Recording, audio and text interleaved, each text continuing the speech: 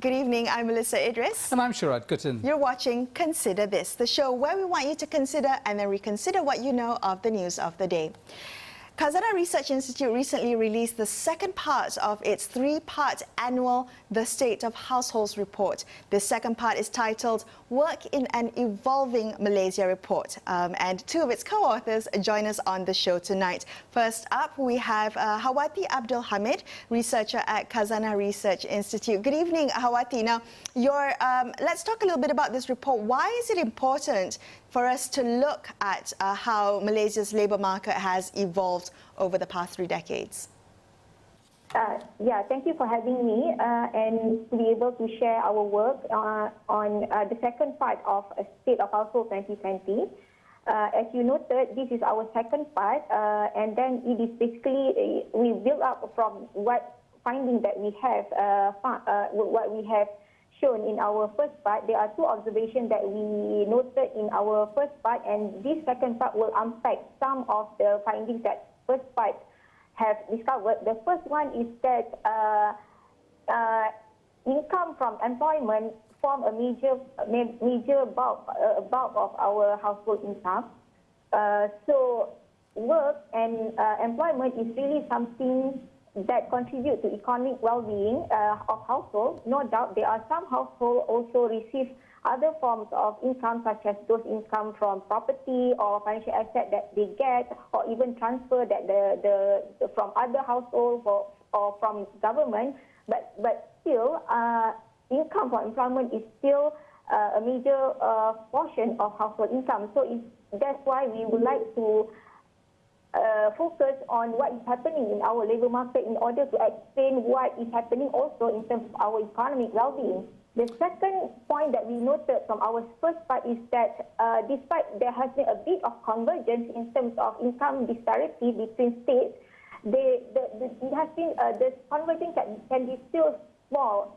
Yet we see that the income growth trajectory for the advanced states, such as the Klang Valley, states in Klang Valley, such as KL, Kuala Lumpur and Putrajaya, their income level is much higher compared to other states.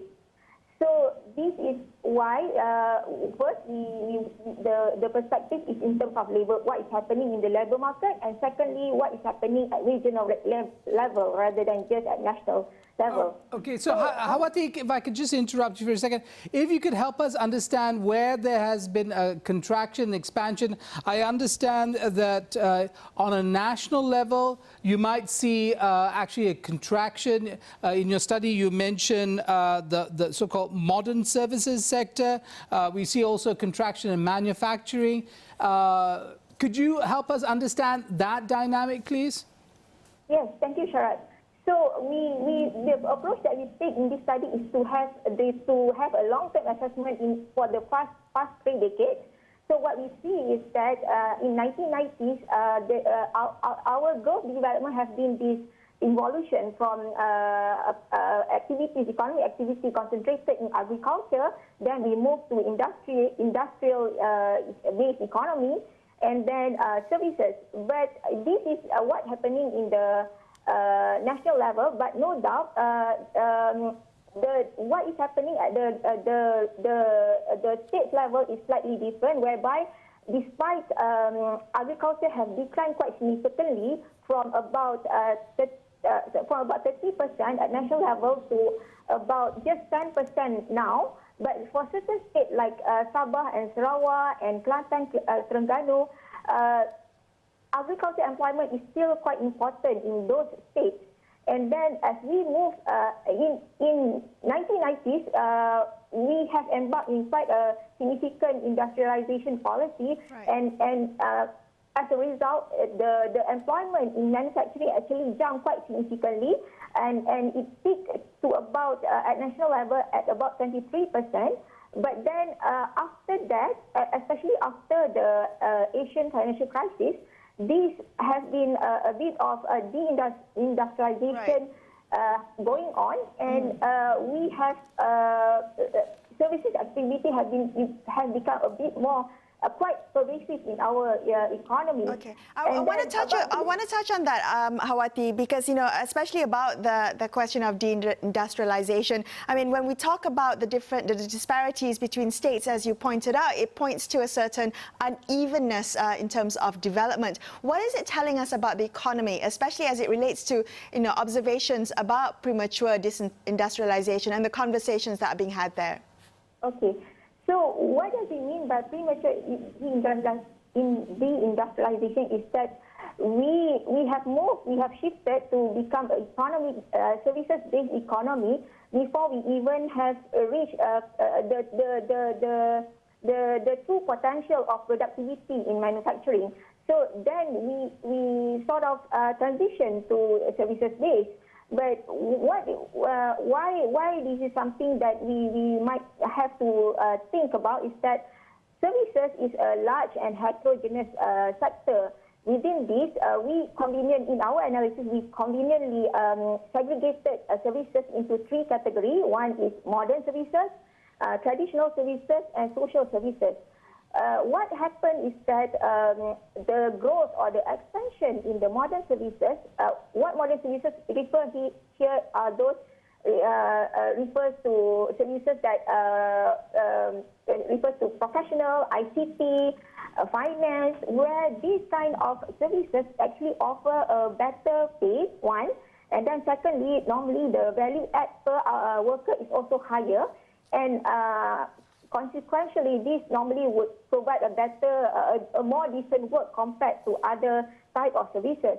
Whereas for traditional services, when I say traditional here, it's not really like primitive kind of traditional. It refers to those services that are quite common, such as sales, restaurant, food and restaurant, assembly, accommodation. So these kind of services normally, typically, the attribute of these services is quite different from modern, whereby sometimes there are more prevalent non-standard type of employment, whereby they are more independent worker, part-time, casual worker, and the pay is also quite relatively lower compared to modern services.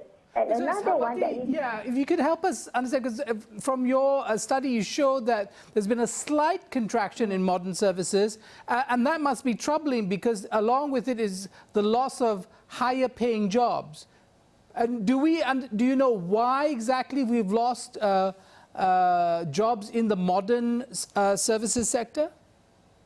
I think another actually a more important question about this modern services is concentration in more advanced states, I suppose.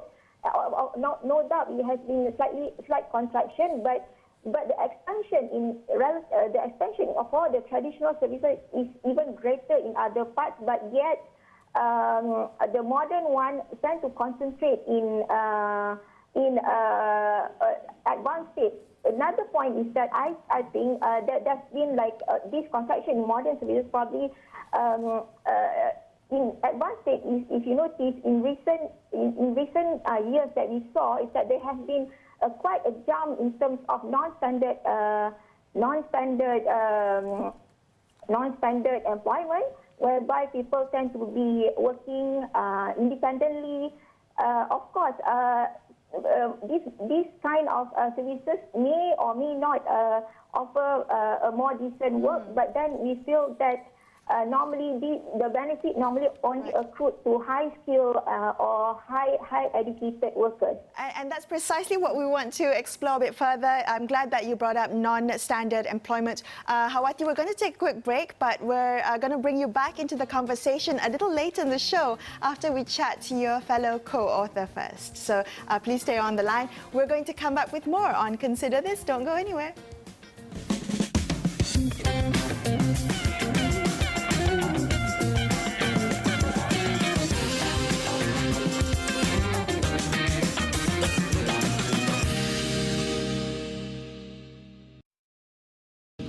Hi, you're watching Consider This. I'm Melisa Idris. With me is Sharaad Kuttan.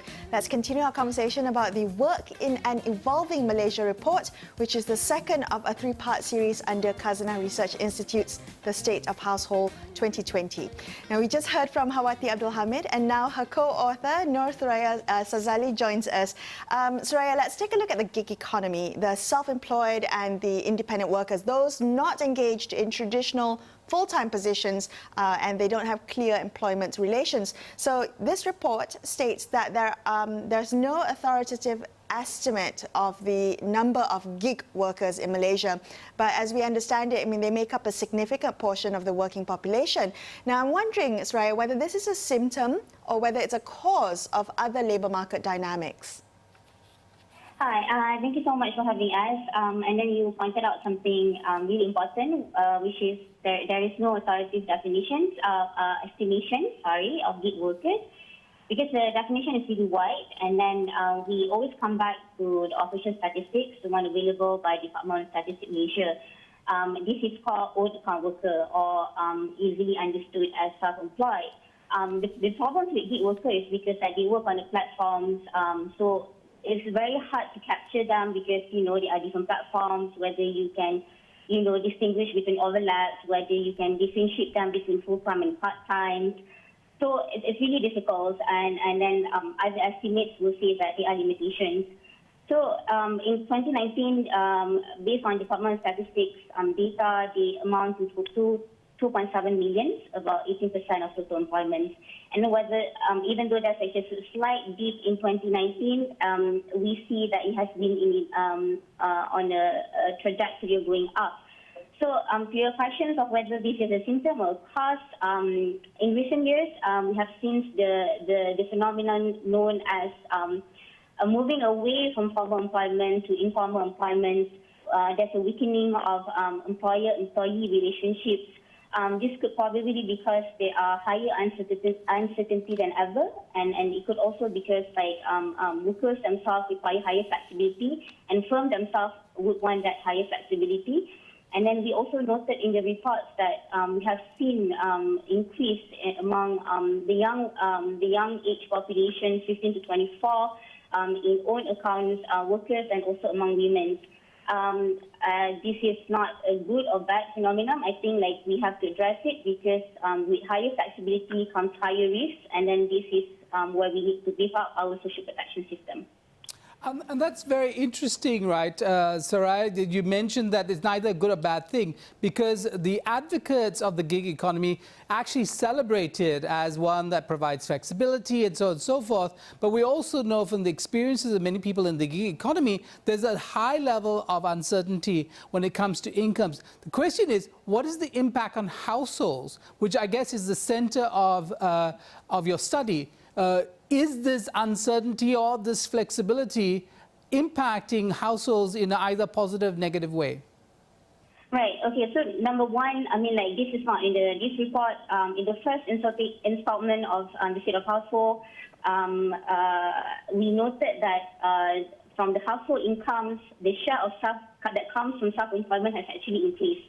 And number two, to answer your questions whether or not this is negatively impacting household or not. The Department of Statistics, again, to give credit to them, they conducted a very short special survey when the control movement order was imposed, where they surveyed workers. And then we know that own account workers, self-employed, were most affected. They reported highest share of reporting they lost their jobs, they don't have their savings, etc., etc. So again, and then you said that there are proponents of gig workers in the part of 5 Cs, right? Gig works provides actually quick entry to the labour market. You can just set up your own, little online work that can provide livelihood to you. But again, moving forward, what we want is actually decent work, not just any work. Right.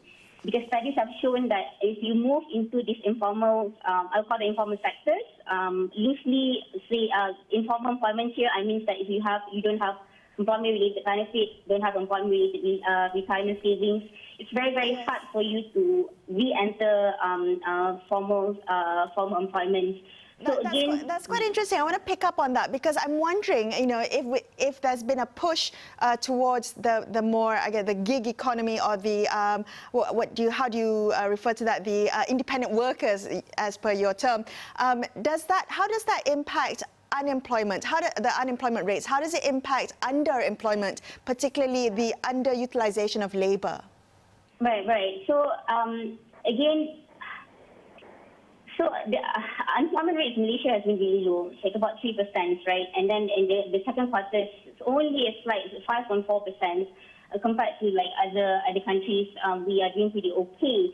But then that's the thing, is that people might have work. First, they might not match the job, or the work might not match their skills. Mm-hmm. And number two, they have work, but it's reduced hour. They have work, but then it's actually a reduction in pay. So it can be misleading to just look at unemployment rate alone. It's a challenge. I think that in the monthly labor report, in the latest quarterly labor reports, Department of Statistics has actually started to report time-related underemployment, and then we again see that actually a slight increase during the second quarter. So. Coming back again to the central arguments of these reports, right? Work should not just exist. Work should be decent. Well, Thuraya, we can get into that later on. We talk about the policy issues, but to the extent that your study disaggregates the numbers from a national picture to states, and earlier Hawati mentioned advanced states. What does it look like? I mean, are we seeing much more? Gig type work in the advanced states as opposed to I don't know what the term you use, the less advanced states? What's the dynamic there?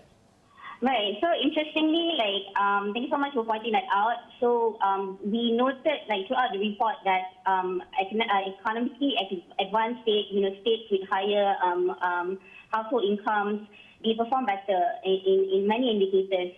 But we also note that one cause of vulnerable employment, which is essentially self-employment, self-unpaid summer worker, there has been a rise. There's been a rise even in Kuala Lumpur, Thuraya, and Selangor.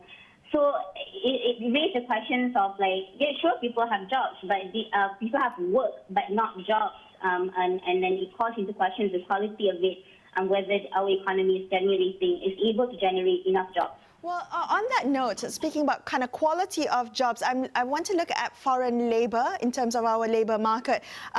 How did we get to this point of dependency, Thuraya, on foreign labour? And I'm wondering whether it can be reversed, because I'm looking at Budget 2021, where there's a provision that incentivizes employers to hire locals and kind of divest themselves of foreign workers. Is that something that might work in terms of reversing this dependency on foreign workers? Right. Number one, I feel that our report. The analysis that we conducted, we actually include citizen and citizen. We do not discriminate by citizenship. But another discussion paper that our co-worker did is available on Khazanah Research Institute. We know that, based on, official statistics, about 14% of total employment non-citizen workers, right, 2.2 million, right? And then non-citizen, they can be skilled, low-skilled, semi-skilled. But then based on the profiles, the majority of them are in low-skilled and semi-skilled. The majority of them do not have tertiary educations. Majority of them work in outside the modern services in agriculture, in construction, in manufacturing and construction. Right. The questions are how we got here. I'm going to cite the discussion paper that my co-worker did, and then we also actually found similar patterns in our report, because we have seen an expansion of traditional services, wholesale and retail, transportations, right? Which again, I think Hawa has pointed out, lower wages, lower value add, limited career progression because they offer non-standard work. Right. And then I think the second part of the question is whether or not the budget item on transitioning from foreign workers to local workers, right? I mean, like studies after studies have reported that, foreign workers are complements to our locals workers. They are not the perfect substitutes. Right. It's very, very hard to find a study that actually shows that foreign workers have a negative impact on locals workers. So I'm not quite sure. How that would it's play out. anybody's guess, right? I mean, it's really anybody's guess. But Thuraya, I'm going to have you stay on the line. I'm going to come back and bring your colleague Hawati on the line, and we will discuss policy interventions and recommendations. That's all coming up after this. Stay tuned to consider this.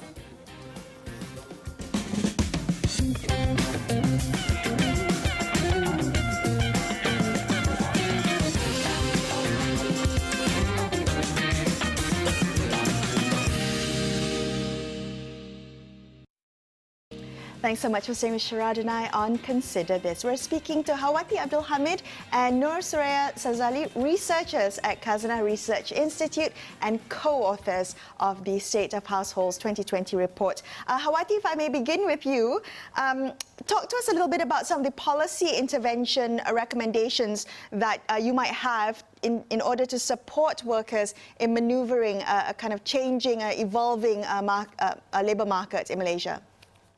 Okay, thank you. So I think one thing that we have to note is that household well-being, economic well-being, cannot be divorced from the economic activity that we have in every part of the country. So what we noted just now is that our economy has been quite services-based. More than 60% of employment are in services. So is that a problem? I think probably not, because certain countries, advanced countries have shown that they tend to move, when they progress, they tend to move to services. But the question is, what kind of services are we, a lot of our workers in? And from what we've seen, a lot of, we call this decent work in services are concentrated, one in just high-income states like Klang Valley states, but then those who are traditional or lower pay and lower value added is in other parts of the country.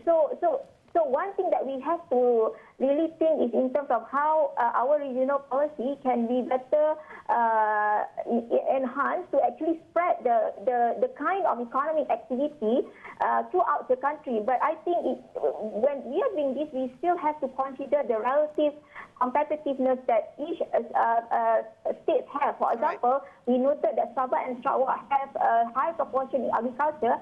I think we still have to leverage on this fact. But what is important is to actually move the kind of agriculture into modern agriculture, for example. Yeah. And there are, of course, we need, in terms of industrial policy, people have been talking about this, but I think we really have to think in terms of where the growth has to come from, because there is quite a limited space for growth in terms of services. But if we can have a clear direction on what we are going on moving forward, for example, I think probably few sectors that can be quite important, such as, of course, green industry, digital, care economy, and modern agriculture is something that we should think of. Okay. So can I pull Thuraya into this in the last minute or so that we have? Thuraya, what are your thoughts on policy? I mean, beyond the normative, beyond you talk about decent work deficits, but really the real world is much harsher. Doesn't necessarily comply to what we want. How do we negotiate that? Right. Thank you so much for pointing out that decent work is often associated as a normative or an idealistic idea. But I would argue otherwise. Decent work is actually part of the 17 Sustainable Development Goals. We have, international bodies behind it. We can actually identify it. You can actually measure it. We can monitor the progress. So, can I just unpack, the four objectives of decent work is actually, decent farming opportunities, where we have decent compensations and also opportunity for career growth. And then second is actually to make sure that the work is in compliance with international labour standards. Number three, social protections provided. And the fourth is actually social dialogue.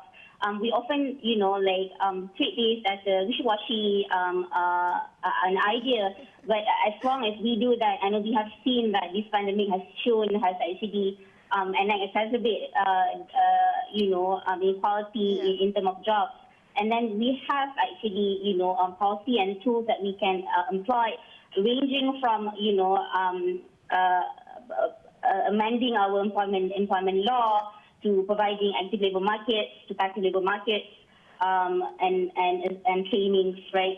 So there is a range of policy tools that we can employ. The question is whether we want to take that step and whether we really want to focus on the quality of work moving forward. Because otherwise, if you don't do it now, we're going to pay for it later. Well, and that is a very big question that you've left us with. Thank you so much, Thuraya, for speaking with us, and Hawati as well. Both of you, thank you for your insights tonight. Thank you. That's all the time we have for you on this episode of Consider This. I'm Melisa Idris. And I'm Sharaad Kuttan, signing off for the evening. Thank you so much for watching, and good night.